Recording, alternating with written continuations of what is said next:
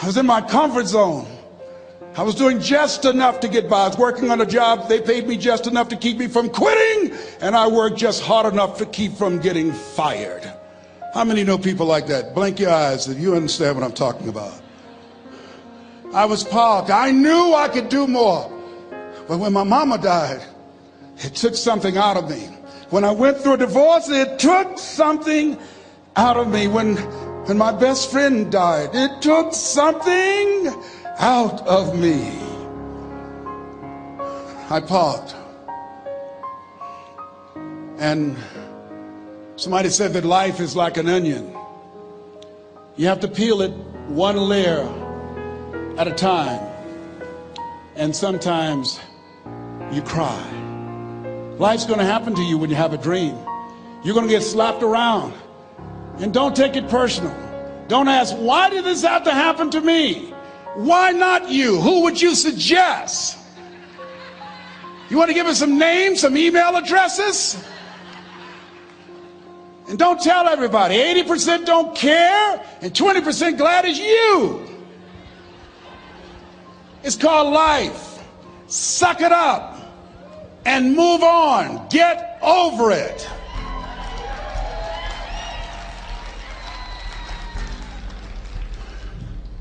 It happens to everybody.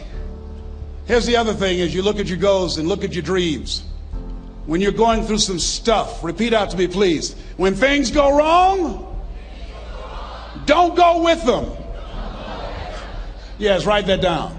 When things go wrong, don't go with them. When you're working on a business deal, you're counting on some money. Someone said you will get the loan and it falls through.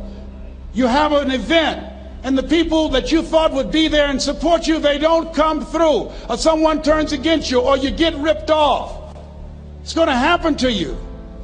Happened to me. Someone stole all my products. My database, over 180,000 names and addresses. It's not personal.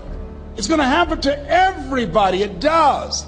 8 out of 10 millionaires have been financially bankrupt. Walt Disney had 7. He filed bankruptcy 7 times and had 2 nervous breakdowns. It's called life. But I got a saying: when life knocks you down, try and land on your back, because if you can look up, you can get up. You've got the power in you to do that. You've got something special. You've got comeback power. Here's the other thing. Let us say together, it's possible. It's necessary. It's me. Yes, write that down. It's me. Take ownership for your life. Nobody can live your dream for you but you. Nobody's going to take care of your business like you. Stop coming up with excuses. Don't give yourself permission to continue to live a small life. You can't fit a big dream into a small life. Give yourself permission to go for it, to test yourself, to challenge yourself, to live full. I like the saying, always strive to get on top in life, because it's the bottom that's overcrowded. The reason you're here is because there's something in you that says, I can do more. This just can't be it. There's something in you. There's a calling on your life. There's something in your heart that caused you to get dressed and spend the money to go to seminar after seminar and listen to message after message and speaker after speaker. Because there's something in you that tells you this is not it for you. You have not peaked here. There's more in you that you are expressing. Eye has not seen, ear has not heard, nor has entered the heart of mankind what's in store for you if you challenge yourself, if you persist and persevere, if you take ownership for your life. George Bernard Shaw said the people that make it in this life, they look around for the circumstances that they want, and if they can't find them, they create them. Create what you want. You have the power in you to do more than you can ever begin to imagine, to control your destiny, to make a difference in our children, to make a difference on the planet, to make an impact. Let us say together, it's me. And let us say together, it's hard. Say it like you know it. Say, it's hard. Ladies and gentlemen, it's hard. There are people who have seen their retirements taken away from them by the corporations that they work for. They were within 2 or 3 years of retiring, and they had it taken from them. The number one entrepreneurs in this country now are senior citizens. The number one employer, number two, McDonald's and Walmart. And there's nothing wrong with those jobs. I guarantee you those people did not have a plan to end up living their lives at the end of life with those types of jobs. And they didn't have a plan like you have, and while you're investing in yourself, not to. And it's hard. There are people making choices between purchasing prescription drugs or paying for gas or a mortgage note. It's hard when you're working on a job for 20 years, 30 years, give them some good years, and then they come in and tell you, we've downsized. In other words, you're fired. And then you have to start all over again. How many of you know it's hard? Raise your hands, please. It's hard. And it's not fair. One of the things I like about T. Harv is he talks about work and investing in yourself. It's not fair when people are going up against that kind of stuff to tell them just think positive and be enthusiastic and everything will work out all right. Ain't that kind of party. It's hard. Life will put some knots on your head. I bought my first home for my mother. I was rushing, didn't know what I was doing, and I bought a home that had a lien against it. And they called me, Mr. Brown, yes, there's a lien against your property. We need $55,000 if you're going to stay there. Wait a minute, sir. I just bought this home. The guy told me there were no liens against it. I'm not the one that owe you the money. You should have checked that out, Mr. Brown. Come on. I called my attorney. We followed up. Yes, Les, there's a lien against the property. But he told me there were no liens. He lied, obviously. Oh, my God. He told me he wanted to help me because he admired the fact that I was buying this home for my mother and that he was adopted, and he identified with me. Les, he suckered you. He played you, man. So what? Well, would they take payment arrangements? What about $5,000 a month? They want all the money, Les. They want all the money, or you're going to have to get out. The house is going up for sheriff's sale. Do you have it? No, I don't have it. Can they give me some time? Tell them to give me 3 months, please. Give me 3 months. My mother's in her 70s, man. She has a bad heart. Don't do this to me. This is my dream. Don't do this, man. Please, let me talk to them. Les, I'm talking to their attorney. They don't want to talk to you. I've got to talk to their attorneys. Do you have the money? No. Will they give me 3 months? No. What about 2 months? No, Les. They want the money in 7 days. Oh, my God. Let me call you back. I'm not sure. And I walked the floors thinking, God, how could this happen to me? I got to figure this out, huh? I got to figure this out. It seemed like the days were just ticking off. Thursday, I had to call them and let them know. They called me, Les, do you have the money? No, I don't. Friday, you have to leave. The sheriff will be there. You're going to have to leave, Les. They're going to take my house. What about my down payment? You lost it, Les. You lost it. Okay. I got to go. Yes. I prayed, Lord, please, if you show me that you're real, if you're really real, you think Paul worked for you, you haven't seen anything. Don't let me lose this house and watch what I'll do for you.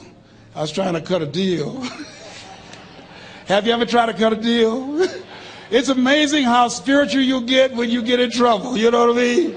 When I was diagnosed with prostate cancer, I was going to bed with the Bible and the Holy Quran and Science of Mind and Joel Goldsmith, everything I could find. I was paying to Jesus, Yahweh, Melchizedek, everybody. I was calling on everybody. It's amazing. And here I was walking the floor 3 o'clock in the morning, and I had to go and wake my mother up.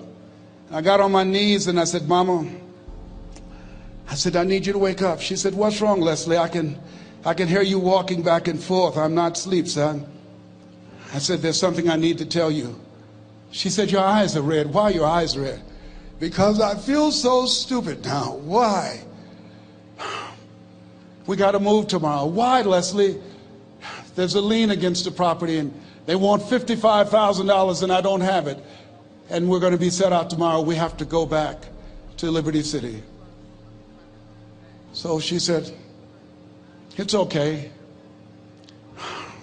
I don't like this house anyhow. I said, why? She said, because of my arthritic knees, it hurts my knees when I go up the steps. I said, and why didn't you tell me? Because you were so happy. I just said it because you were happy. I'll live in a shack with you, boy. I love you. It's not the house. I love you. I love all my children. I said, thank you, Mama. Thank you. And the next day when we were in the truck going back to Liberty City and we pulled down 68th Terrace, the neighbors came out and said, wow, Mamie, y'all coming back? Are you back? Yes. What happened to the home your boy bought for you? Those boys you adopted. Leslie didn't do a title search. He made a mistake. And boy, I was so humiliated. How many ever made a mistake that you were just humiliated? Raise your hands. I was devastated. I was taking the furniture off the truck and my mother came and I was crying and she said, boy, I said, yes, ma'am. She said, hold your head up. I said, Mama, I can't. She said, hold your head up. I said, why? Look what I've done. She said, it's okay. It's okay. You are going to make a lot of mistakes in life, young man. You're going to fail your way to success. You have nothing to be ashamed of. Keep your head up and take that furniture back in the house. I said, yes, ma'am. And I learned something from that. If you ever go through something, hold your head up. If you ever make a mistake, hold your head up.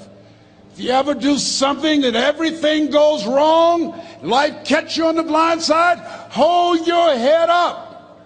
It's not over. Goethe said, that which does not kill you will make you stronger. Hold your head up.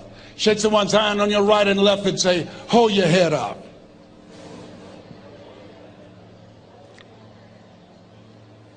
Here's something else, ladies and gentlemen. Repeat after me, please. You got to be hungry. Everybody together, you got to be hungry. I'll never forget Mr. Washington said, Mr. Brown, yes, sir. What do you want to do with your life, young man? I said, sir, I want to be a disc jockey. He said, Mr. Brown? I said, yes, sir. He said, you got to be hungry. I said, what do you mean by that? He said, people that are hungry are willing to do the things today others won't do in order to have the things tomorrow others won't have. People that are hungry are willing to invest in themselves. People that are hungry will go to seminars and workshops. People that are hungry are always searching, always seeking higher ground. So how do you want to make it? I said, I want to be a disc jockey. He says, good. Here's what to do. He said, I want you to read 10 to 15 pages of something positive every day. He said, you don't get in life what you want, you get in life what you are. You must program yourself to success. He said, I want you to listen to Earl Nightingale and Zig Ziglar. Listen, faith comes by hearing and hearing and hearing. He said, I want you to change your relationships. And I don't want you to ever lose your hunger. I said, what do you mean by that? He said, people that are hungry are unstoppable. People that are hungry are no matter what people. They make it happen no matter what. He said, I want you to listen to Paul Harvey. Who is he? He's the world's greatest communicator. Success leaves clues, young man. Always listen and follow people who are doing what it is you want to do at the level you want to do it and learn from them. I told T. Hobb when we were standing by the stage, I said, hey man, I want to work more with you.